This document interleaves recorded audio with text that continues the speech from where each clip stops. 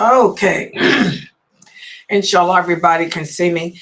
Ina alhamdulillah, wa salat, wa salam Allah, wa rasulullah. I want to welcome everybody to our hadith class. And for this class, no, not hadith class. This is our class on the articles of belief.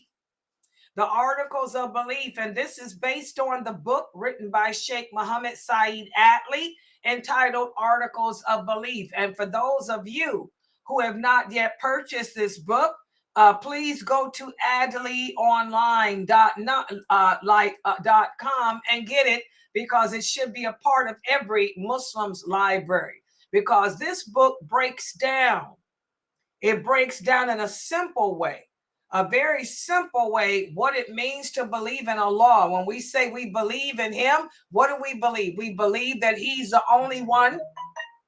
We believe that He's the only one worthy of worship, number one. Number two, we believe in all His angels, all His books, all His prophets. We believe in the day of judgment and everything Allah has told us about that. We also believe in His decree that nothing in this world happens unless He wills it to happen.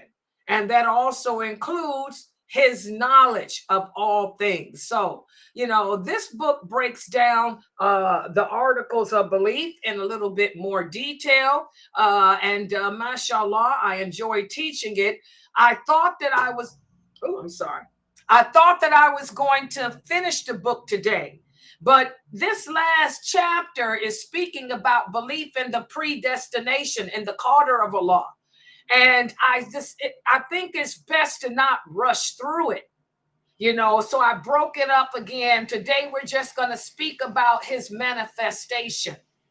Today, I'm going to speak about His manifestations. And then next week, maybe we'll wrap up this topic, because I don't want to give too much, at one time, because it's hard enough for people to accept and understand what predestination is. So with that said, let's put the PowerPoint up on the screen. Let me take everything down.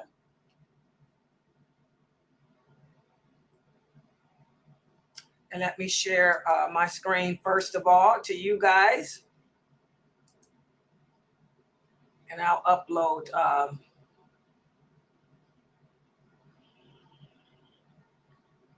Okay, I'll share to the people here in Zoom. A second. Okay, everybody in Zoom, inshallah, you should be able to see this. And now for the people on YouTube.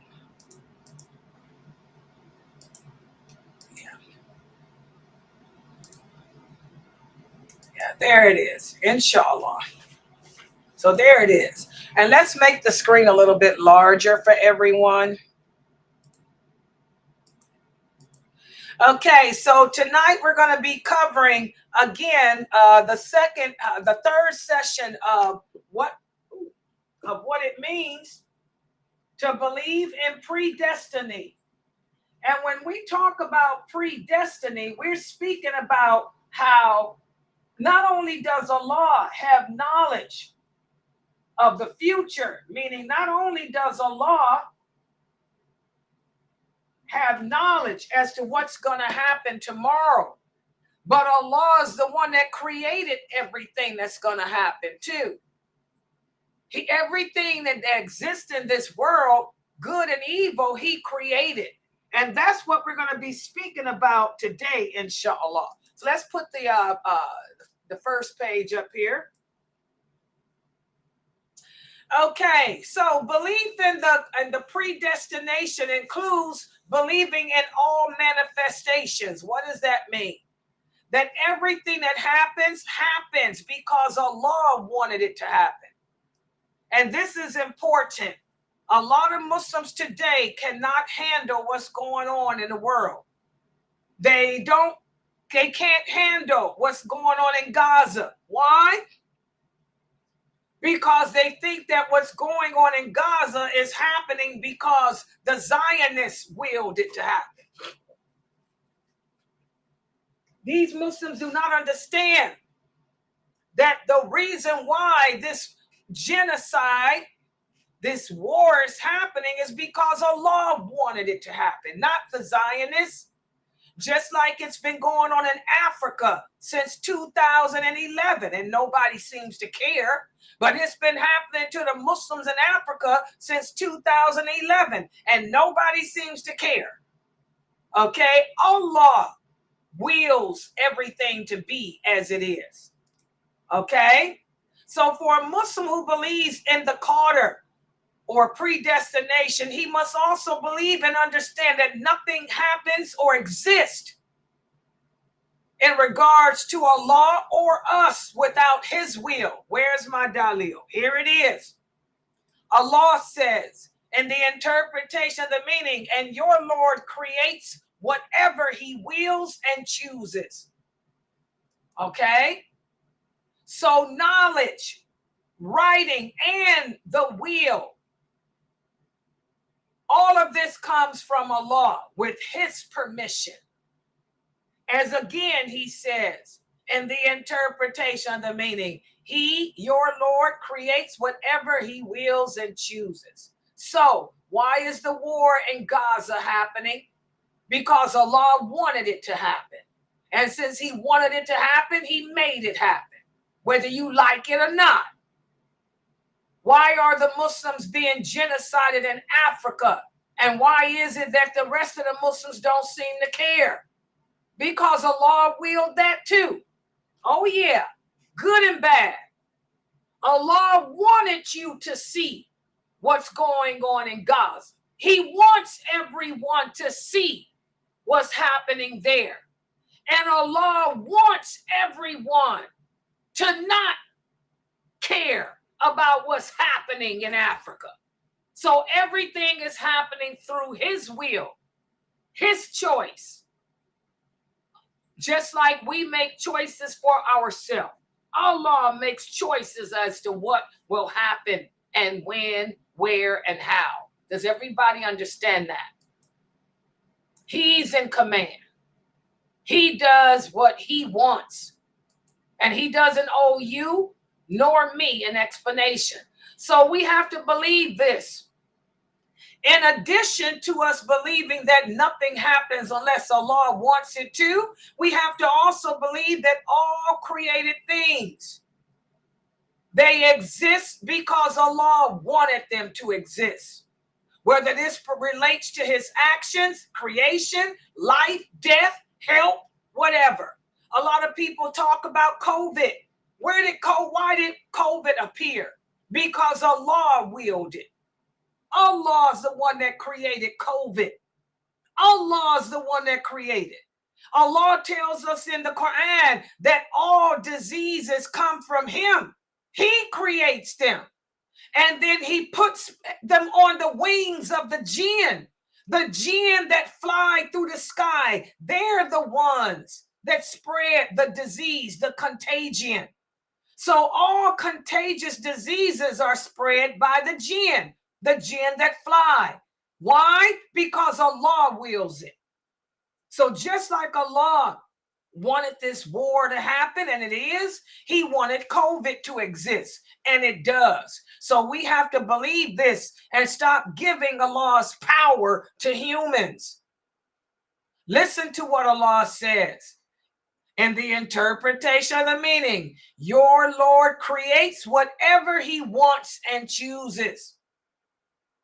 So just like whatever happens because he wanted it to, and he chose it to. Whatever exists because he wanted it to, and he chose it to. He wanted lupus to exist. He wanted polio to exist. He wanted measles and smallpox to exist. He wanted AIDS to exist. He wanted herpes to exist. He wanted COVID to exist. He wanted it, and he chose it, and so it shall be written, and so it shall be done, etc., etc., etc. Y'all understand that? Also, as Allah says in the interpretation of the meaning, it is he who shapes you in the womb of your mother, however he wills. A lot of people say that. Why is it that some children come out deformed? Because Allah willed that child to. Allah wanted that child to be born with 7 toes. Allah wanted that child to be born without a nose. Allah wanted that child to be born a midget. Why? Because he chose it. And it's not for you and me to question. We just accept that everything that happens, good and bad, happens because he willed it. Whatever he wills to be will occur. And whatever he does not will to happen won't happen. He didn't want you to be born with a nose. So that's why you were born without one. Everybody understand? So we believe in Allah's will. We believe that Allah, nothing good or evil happens unless he wills it. And we also have to believe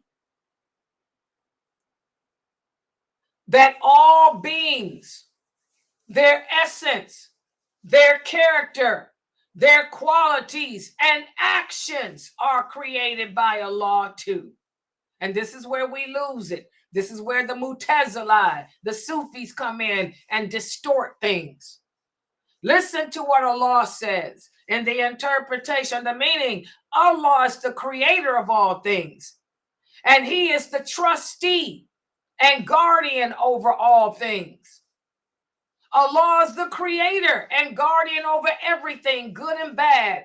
He's the creator and guardian over the night and the day, the good and the evil.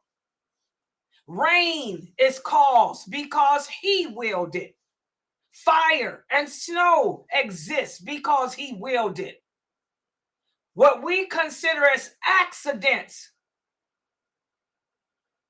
are not accidents. They're what Allah willed. So it wasn't an accident that that child was born without a nose. It wasn't an accident that that child was born with 7 toes.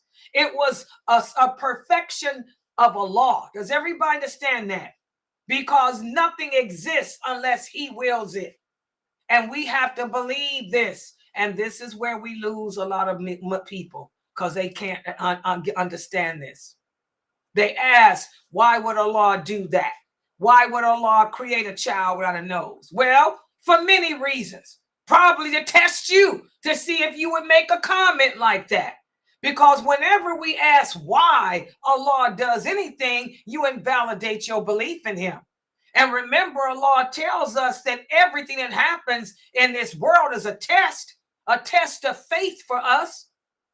So we never ask why he does what he does. We just simply say, oh Allah, I hear you, and I submit to what you've done. Remember, Shaitan has no power to make you do anything, nor does Shaitan have the power to create anything. Okay? There's no such thing as everything bad comes from the devil and everything good comes from Allah. This is garbage. Everything good and bad exists because Allah willed it. Listen to what Allah says in the interpretation of the meaning. While Allah has created you and what you make. Again, Allah, he's the creator of all things. Good and bad are created by him and from him. Allah tells us in one of the verses of the Quran, whatever good happens to you, happens. It came from Allah as a result of of the good you've done. And whatever bad that happens to you happens because Allah willed it to be, and as a punishment for you or a test. So he's the creator of good and evil. Again, everything was written down over 50,000 years before Allah even created the earth and the heavens. So again, we have to accept these things and not sit around asking why.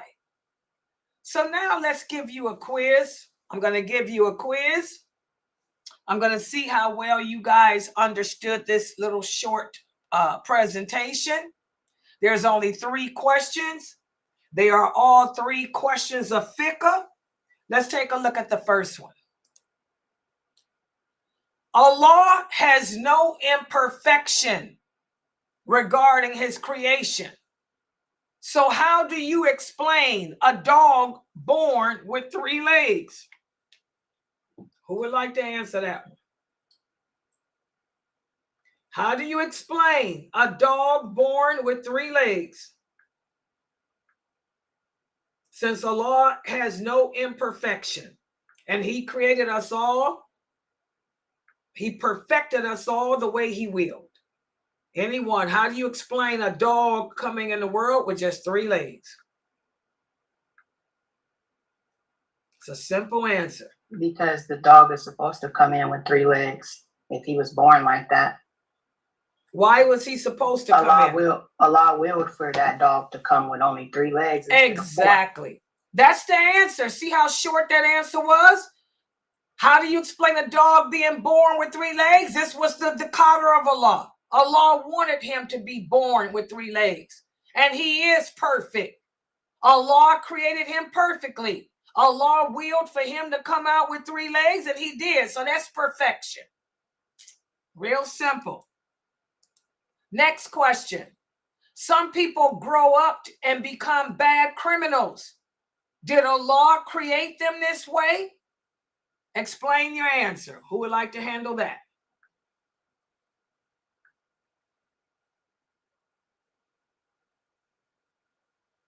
No, he did not create them to be bad criminals because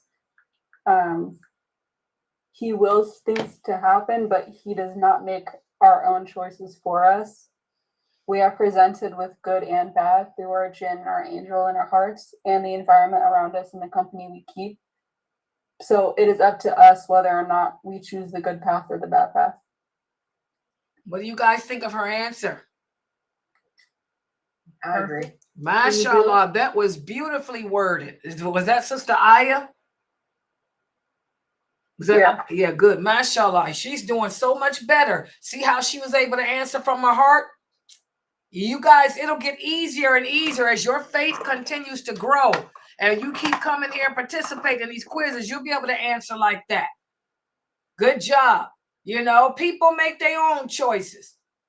That the person chose to take the path of criminology. Okay? So don't blame it on Allah. Blame it on him. Good job. What about this one? Why does poverty, starvation, and other bad things like that exist?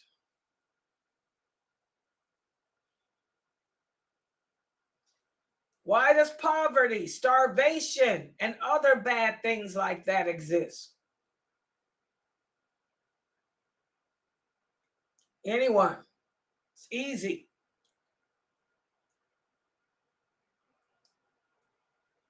Nobody can get on the mic? Come on. Because it's Allah's will for it to happen. And it depends on the person. Either it can be a test for a person, a punishment for a person, with the poverty or survival. So it was Allah's will. MashaAllah, another perfect answer. Y'all see how Mina's getting better too. Exactly. Why do they exist? Because Allah wanted them to exist. So they do. And he already tells us that the bad, that he created the good and the evil as a means of testing us. He said, do you not think that just because you believe in me that I won't test you with poverty, I won't test you with starvation, with murder, with death, with crime? So everything that exists good and bad because he wanted it to. And as Muslims, we have to accept that and not take it any further. We don't sit there asking, why would Allah do this? Because you'll never get that answer. The fact that you asking that, I can tell you why, because you're weak. And it's a punishment for you. Okay? But the bottom line is, guys, don't ever ask why Allah does anything that he does. Instead, we have to learn to submit, embrace it the way those companions did. No one suffered more than they did. They spent their entire shahada fighting in the way of Allah. They never questioned his decree. They never asked why. They manned up, womaned up, and dealt with it with dignity, humility, and balance. Okay, are there any other questions or comments on this class?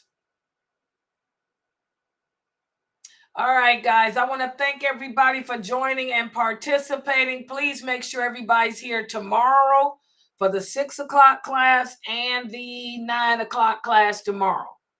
Okay, I'm going to log out for tonight because I am tired. You know, I've been up. I had a dentist appointment and they cleaned my teeth. So I got white teeth.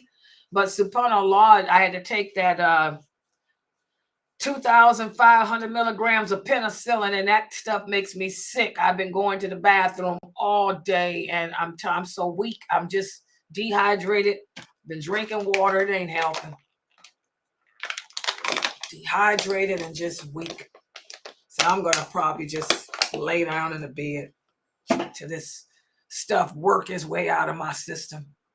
All right, so I'll see you guys later. Subhanaka Allahumma wa bihamdika ashhadu an la ilaha illa anta astaghfiruka wa atubu ilayk.